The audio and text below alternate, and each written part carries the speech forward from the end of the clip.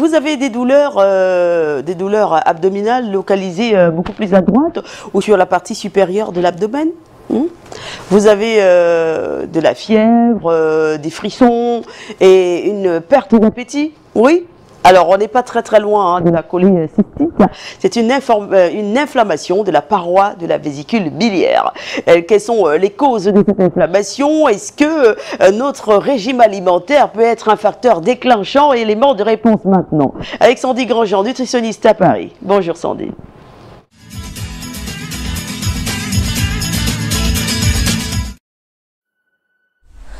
Bonjour à tous et bienvenue dans mes chroniques Nutrition Santé.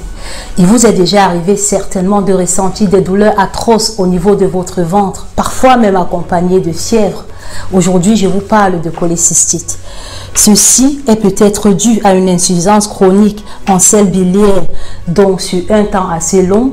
Vous savez que les sels biliaires, c'est cette substance qui sert à l'émulsion du cholestérol ainsi qu'à la digestion de certains lipides. Le cholestérol n'ayant pas été digéré sur un long terme, peu à peu s'accumule, s'agglutine, se cristallise et forme ce qu'on va appeler des calculs biliaires.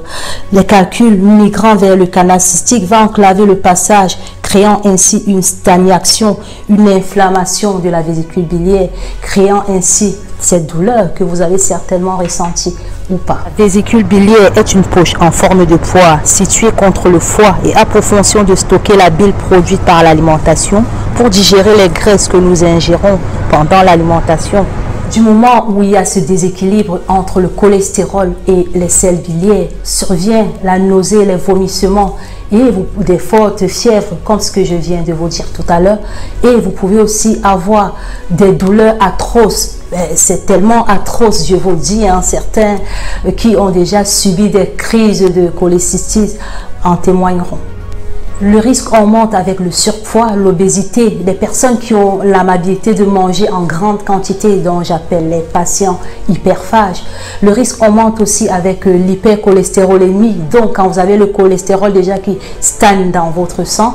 Le risque augmente aussi avec les maladies comme les maladies de Crohn, avec des chirurgies de récession iléale comme par exemple le sleeve gastrectomie. Le risque peut aussi augmenter pour des personnes qui souffrent de VIH. Le risque aussi peut augmenter avec des personnes qui balancent vers des régimes draconiens et qui font des pertes de poids rapides.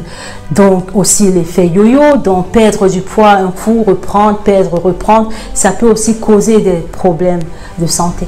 Donc la prise en charge nutritionnelle se situe sur deux phases. Soit on prévient ou on traite le mal pour des personnes qui sont déjà dans les situations de douleur, bien entendu.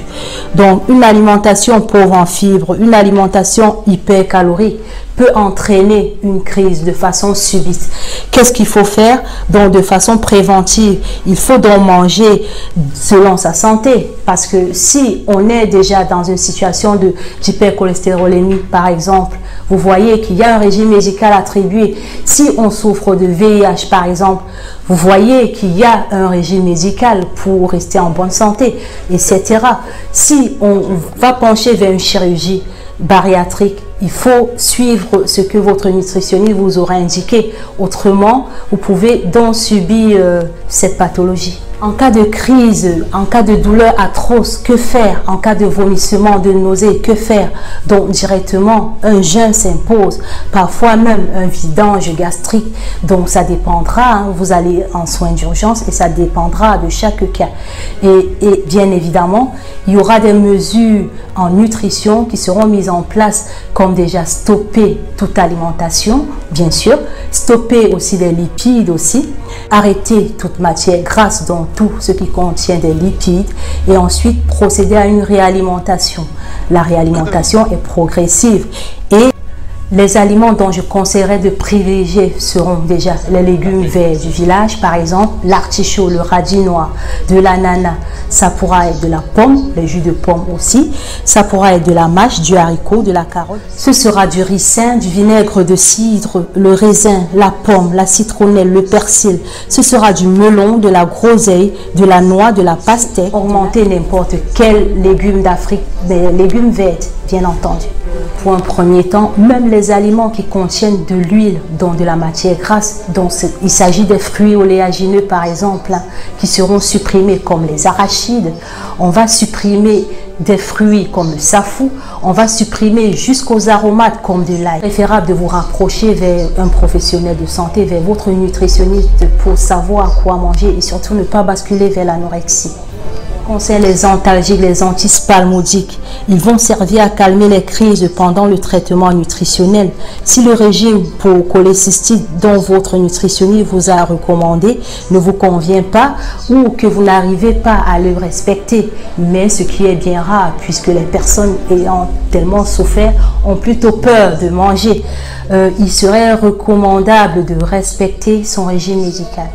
Le traitement chirurgical dont je ne vous conseille pas va permettre à interrompre la crise douloureuse immédiatement, mais en imposant un régime médical ainsi qu'un traitement médicamenteux par conséquent à vie. Si c'était pour éviter le régime médical, vous serez contraint donc de suivre ce régime à vie. La santé, c'est comme un jardin de potager, ça se cultive.